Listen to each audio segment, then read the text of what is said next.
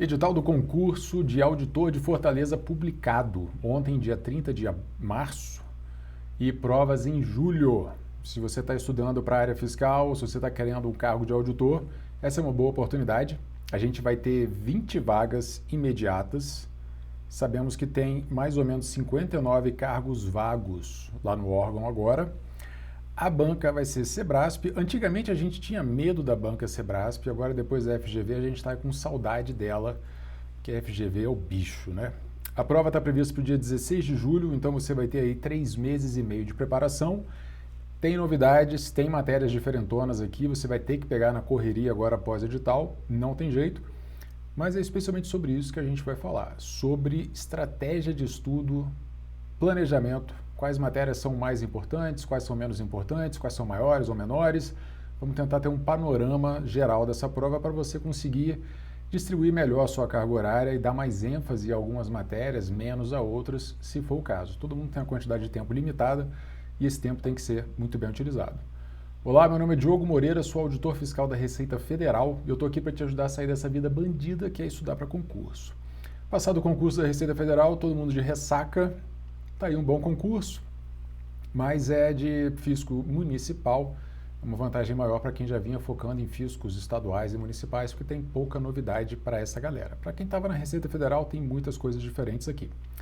Bom, a formação exigida é em qualquer nível superior, nada específico. A prova vai ser do tipo certo e errado, que é clássica da Sebrasp, né, CESP. Quando você acerta, você ganha um ponto. Quando você erra, você perde um ponto. Simples assim. Não complica com uma errada, anula, acerta, esquece. Acertou, ganha um ponto. Errou, perde um ponto. É isso. A gente vai ter também uma prova discursiva valendo 30 pontos. E é importante dizer que a objetiva vai valer 150 pontos. Ok? Serão 50 na prova de conhecimentos gerais e 100 na prova de conhecimentos específicos, tá? Totalizando 150. Faltou escrever isso aqui na tabelinha, mas tá tranquilo. E a discursiva vai valer 30 pontos. Diogo, a discursiva vale 20% da nota total. Na prática, a discursiva vai valer bem mais do que isso. Por quê? Porque em provas Sebrasp é normal as pessoas passarem com 60 e poucos por cento de acerto. Se você tiver 2/3 da pontuação, você vai ter 100 pontos, mais ou menos. Então, esses 30 serão comparados ali com esses 100 pontos, que serão as notas mais normais ali, 100, 110 dos primeiros colocados, né, dos 20 primeiros colocados. Então, a importância já subiu aí para 30%, né, e isso pode mexer bastante com a sua colocação. Então, capricha na discursiva. Tem prova de títulos também, vale no máximo 10 pontos, mas se você não tem título nenhum, mas pelo menos trabalhou na vida, você ganha ali 1 ponto para cada ano trabalhado. Pelo menos isso. Diogo, eu estou saindo da faculdade agora. Boa sorte com relação a essa prova de títulos, mas não vai ser o fim do mundo, tá? Lembrando ainda com a discursiva que a gente vai ter em torno de 160 correções, tá? Então ali é bastante correção. Quem fizer a nota mínima na discursiva é considerado aprovado, ou seja, não foi eliminado. E aí quanto eles vão chamar? Garantidamente 20, talvez mais do que isso, porque a gente tem uma quantidade de cargos vagos bem superior a 20, tá? Então, como eu falei, prova de conhecimentos gerais vai valer 50 pontos, a prova de conhecimentos específicos vai valer 100 pontos. E aí eu fiz 2 separações aqui na quantidade de questões de cada matéria. A primeira, que é o asterisco 1, é uma média simples. Eu peguei a quantidade de pontos e dividi pelas matérias, dando uma média ali mais ou menos igual. Nessa prova de conhecimentos gerais, a gente tem aqui em torno de 5, 4 pontos para cada matéria. Vamos começar por esse basicão. 4, 5 pontos cada matéria. Da mesma forma, em conhecimentos específicos, a gente vai ter em torno de 9, 10 pontos para cada matéria. 9 para quase todas aqui, umazinha eu botei 10. E aí você completa os 100 pontos em conhecimentos específicos, os 50 pontos em conhecimentos gerais. Ou seja, as matérias de conhecimentos específicos valem o dobro, né? Potencialmente o dobro da pontuação das matérias de conhecimentos gerais, o que é muito bom. Diogo, mas não é óbvio? Mas eu já vi provas da Sebrasp em que as provas de conhecimentos gerais valiam tantos pontos quanto as matérias de conhecimentos específicos. Pelo menos aqui está fazendo um pouco de justiça. No segundo quadrinho, na segunda coluna, no segundo asterisco, eu fiz uma projeção, um palpite, um chute da distribuição de pontos entre essas matérias, mas é um chutezinho científico baseado na experiência, e eu olhei algumas provas recentes da Sebrasp para auditor. Teve uma para auditor de fisco municipal e ali umas 3 ou 4 para auditor de fisco estadual, beleza? Dos últimos 2, 3 anos. O que a gente tem então?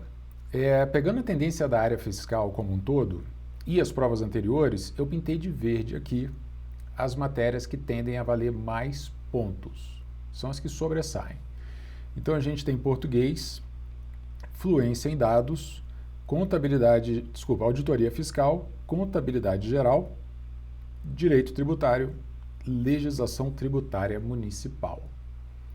Essas são as matérias que tendem a valer mais pontos. Você não pode estar mais ou menos em nenhuma dessas, senão você vai arriscar ficar para trás. Tem que estar muito bem nelas. Ao mesmo tempo, existem outras matérias que tendem a ter uma importância menor.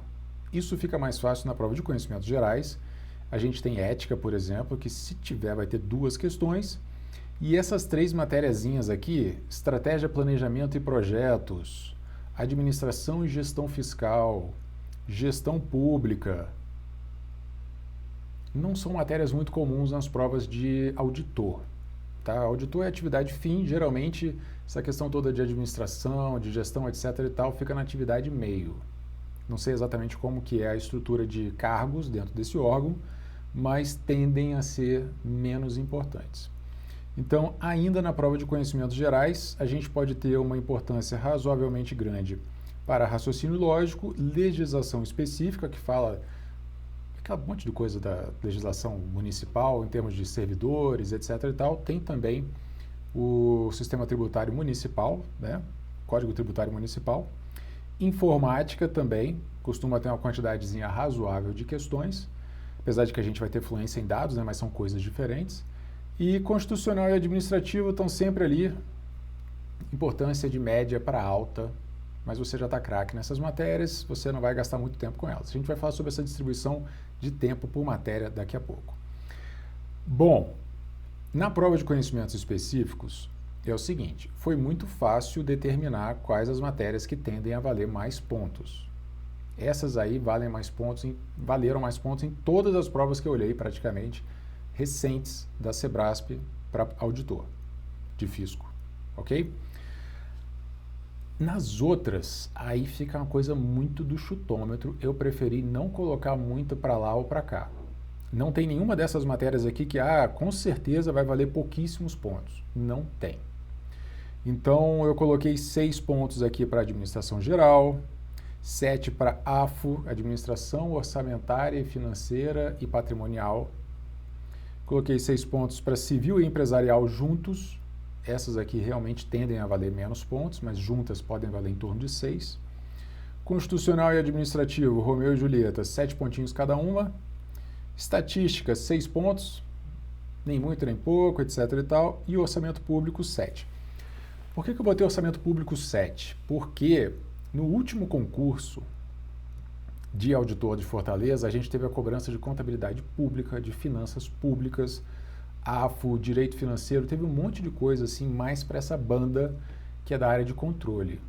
Então, assim, eu acho que eles não vão mudar radicalmente. Então, orçamento e AFO tendem a ter ainda uma importânciazinha, apesar de não serem matérias muito importantes na área fiscal, no último concurso foram. Diogo, mas o último concurso foi de 2008. Sim, 15 anos, beleza, é muito tempo, mas, assim, os caras estão lá trabalhando, fazendo a mesma coisa, né? Até hoje, a legislação municipal não mudou de lá para cá. Então, se tem a ver com trabalho, se eles achavam relevante em 2008, podem achar relevante agora também. Mas eu não ousei diminuir muito a importância dessas outras matérias aqui, chutar que uma delas não vai valer quase nada. Eu diria que civil, empresarial e talvez administração geral valham menos pontos, tá? Apesar de que a administração geral está gigante nesse edital. Mas tem um probleminha com essa prova de conhecimentos específicos, que é a discursiva. A discursiva pode versar sobre qualquer uma dessas matérias de conhecimentos específicos. Isso é muito ruim. Claro, a discursiva tende a não ser sobre administração geral, sobre civil, sobre empresarial, sobre estatística, apesar de que teve recentemente.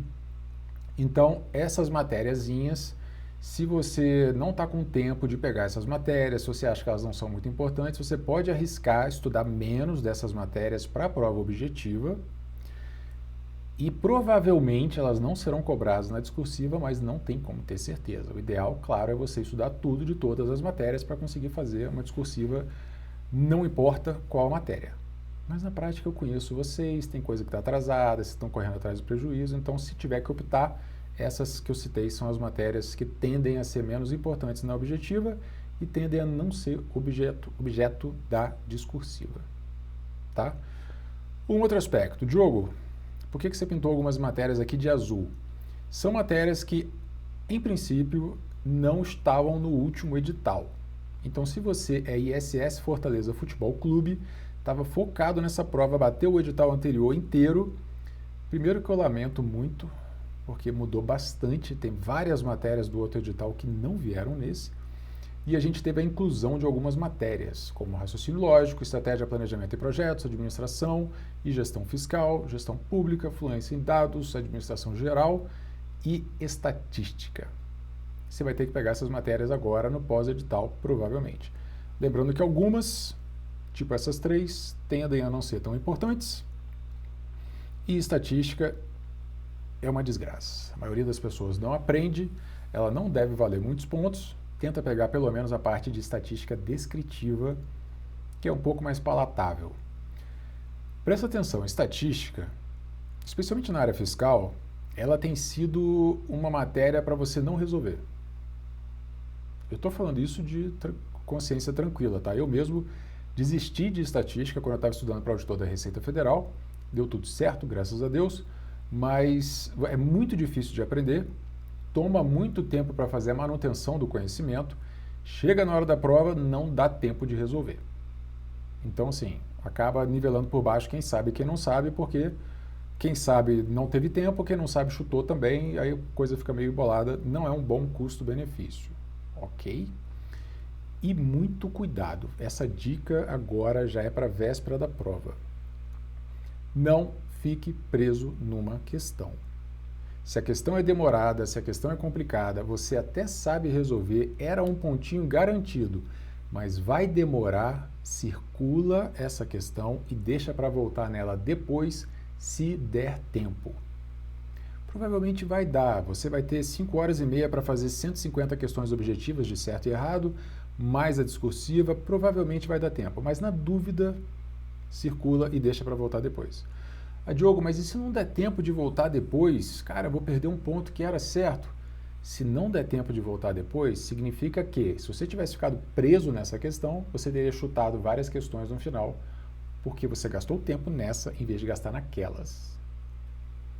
Não é uma boa ficar preso em questões. Isso é mais sério em provas tipo FCC, FGV, etc e tal, mas nunca é demais lembrar. Ok? Um outro parênteses aí com relação à prova CESP e SEBRASP. Devo deixar alguma em branco ou devo marcar tudo? Tanto faz. Nessa minha longa experiência, já são 7 anos aí como coach para concursos, eu já vi de tudo. E por falar em coach, eu já ia esquecendo, muito em breve agora eu vou abrir vagas para o meu serviço de coaching, para o meu acompanhamento individual. Se você quiser saber mais sobre o coaching, tem link na descrição, ok? Dia 10 de abril, às 10 da manhã, eu vou abrir vagas. Beleza? Bom, retomando. Fiz esses parênteses, esqueci onde eu estava, mas a gente vai retomar aqui. Planejamento. Ciclo de estudos. Se você não sabe o que é ou como funciona um ciclo de estudos, já passou da hora de você aprender e você vai ter que fazer um ciclo agora para dividir a carga horária entre as matérias. E tudo que eu falei aqui até agora vai impactar no ciclo.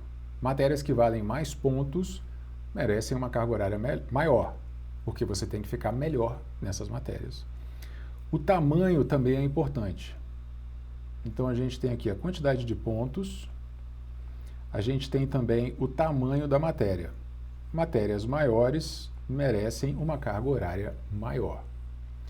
Geralmente, o primeiro aspecto a ser levado em consideração na construção do ciclo é o tamanho.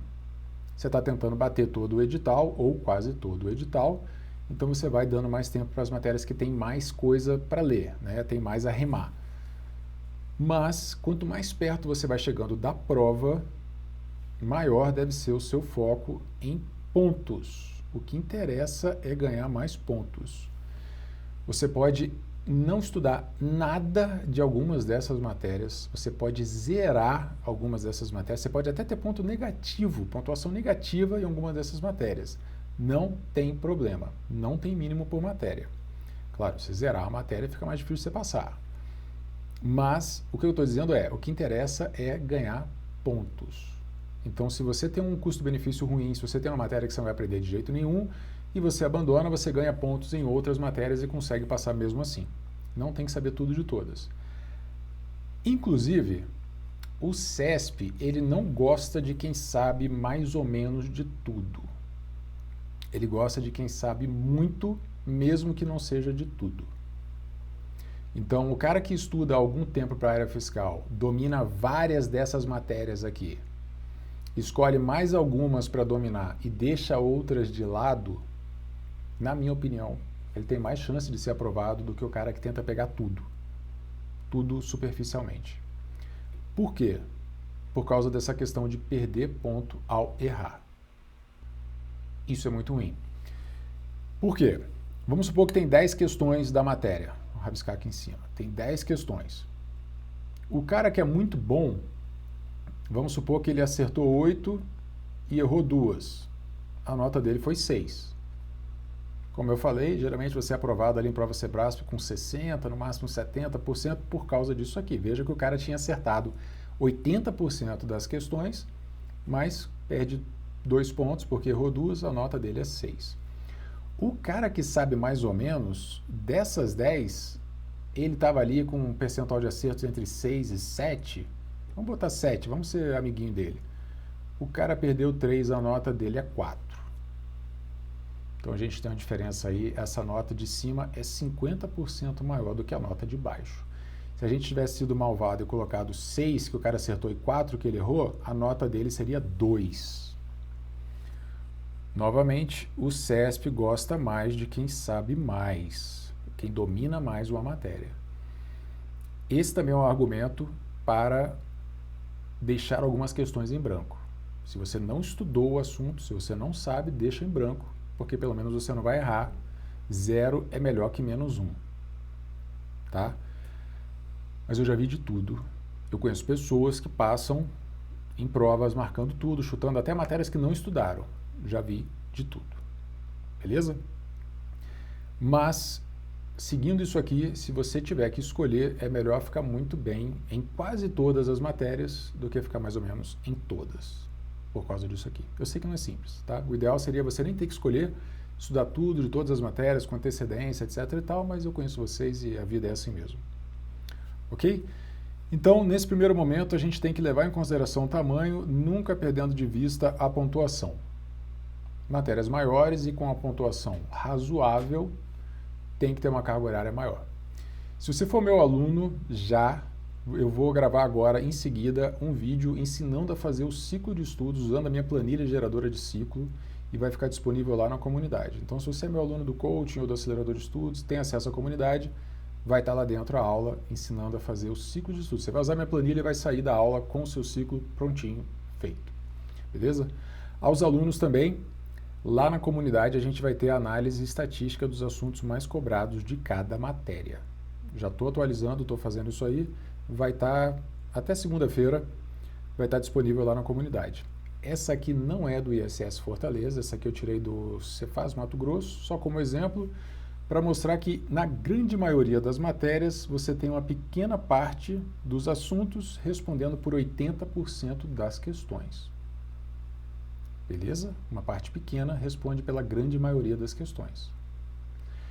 Isso é comum em todas as matérias. Se não der tempo de estudar uma matéria, vou abandonar a matéria. Pelo menos pega esses assuntos mais cobrados ou vai daqui de cima para baixo, ver até onde você consegue. Ah, consegui esse, consegui esse, consegui esse. Beleza, você pegou 3 assuntos aqui, você teria pegado mais de 50% do que cai. As minhas planilhas com isso aqui se chamam tática de guerrilha, porque isso é uma tática de guerrilha. Não é o ideal, não é a sua técnica mestre, você não deve basear a sua preparação inteira nisso, mas é melhor do que estudar aleatoriamente ou abandonar a matéria completamente, tá? Então, para os alunos também, isso aqui vai estar disponível lá na comunidade. Para os alunos do coaching exclusivamente, a gente vai ter o nosso caderno de erros, caderno de questões exclusivo do coaching. Já estamos preparando também, com questões escolhidas a dedo em cada matéria para você treinar. A gente vai pegar questões, a gente faz um TEC concursos, então você tem que ter uma assinatura TEC, a gente tem cupom de desconto para os nossos alunos. Para cada matéria, a gente vai estabelecer o seguinte: quais são os assuntos, vamos dividir os assuntos, e vou sugerir também quantas questões você vai fazer de cada um desses assuntos, porque alguns assuntos são mais importantes e mais difíceis do que outros. Então, para esse assunto aqui, você tem que fazer 15 questões, depois 10 desses, depois 10 desses, depois 5 desses, depois 15 desses de novo, 10, 10, 5, 15, 10, 10, 5. E você vai girando os assuntos, fazendo a quantidade pré-determinada de questões. São todas questões Sebrasp, quase todas, né? Às vezes não tem questão. Questões recentes, da banca preferencialmente, para você ir treinando e pegando o jeito da banca. Isso aqui é top, é exclusivo do coaching, beleza? E vai estar disponibilizado em breve. E quem quiser saber mais sobre o coaching, o link está na descrição. Matéria finalizada, você já estudou tudo, está só nas revisões, revise via questões, treine questões da banca e está chegando a hora de você pegar as decorebas. Então, a matéria finalizada fica em revisão via questões, nada de ficar relendo a matéria inteira, pelo amor de Deus, nada de ficar resumindo, você vai focar no que você está errando, vai focar em erros, questões. Aí você vai fazer o seu caderno de erros. Aquilo que você está errando vai para um caderninho separado. Você vai anotar. E você vai reler esse caderninho de vez em quando. Alternativamente, você pode usar flashcards em vez de caderno de erros. Tanto faz, o espírito é o mesmo. Separar o que você está errando e as decorebas. Vai preparando isso nesses próximos meses até a prova. E a sua última semana antes da prova vai ser basicamente se debruçar sobre o caderno de erros ou os flashcards, para você enfiar na cabeça tudo que não entrou até então de decoreba e de informação difícil. Você vai lembrar no dia da prova, depois vai esquecer, mas não tem problema, porque no dia da prova você lembrou. Ok? Se você gostou desse vídeo, clique em curtir, por favor, se inscreva no canal se você ainda não se inscreveu, e se você está precisando de ajuda do meu acompanhamento, vou abrir matrículas para o coaching muito em breve, o link está na descrição, clica lá para ver como funciona. Beleza? Espero que esse vídeo tenha te ajudado. Se sim, compartilhe com alguém que você sabe que está estudando para essa prova.